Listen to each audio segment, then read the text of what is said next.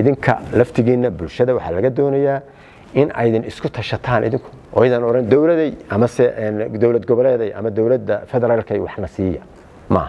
waxa weeye hadaad qurba joogtiin iyo hadaad qolqol joogtiinba waxa la doonayaa in aydan idinka timaado oo aydan idinka maalgashiga aydan la timaadaan waa la helayaa dadku way ku soo dhiiranayaan haddaba imika jaamacadda waa taa la yimi oo dadka dabadhu ay yimaadeen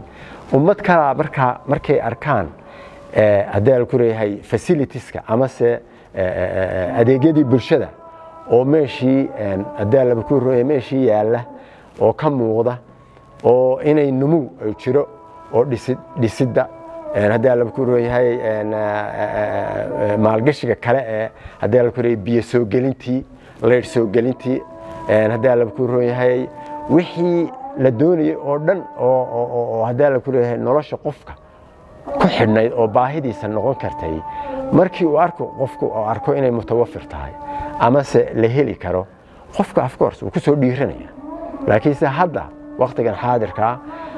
dadkii dalka u dhashay ama se hadal ku reeyahay ayaa gabay qofku bini'aadanka leedan ma laha dalka ama se Yurub ha dhisanina ama dalka intiisa kale Soomaaliya ha dhisanina leedan ma laha laakiin kan ayaa xaq idin ku leh kan laftigiisu hadda inay idinka haajirtaan oo iskaga tagtaan maaha inay xaq buu idinku leeyahay qurbajo dib ugu soo laabo dalkaaga oo u faa'iideey dadkaaga si isbedel iyo horumar looga gaaro dhanka siyaasadda dhaqaalaha waxbarashada iyo dhammaan arrimaha bulshada ee kale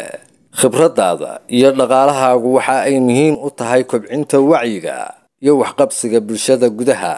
fariimaha iyo warbixinaha xarunta hadaf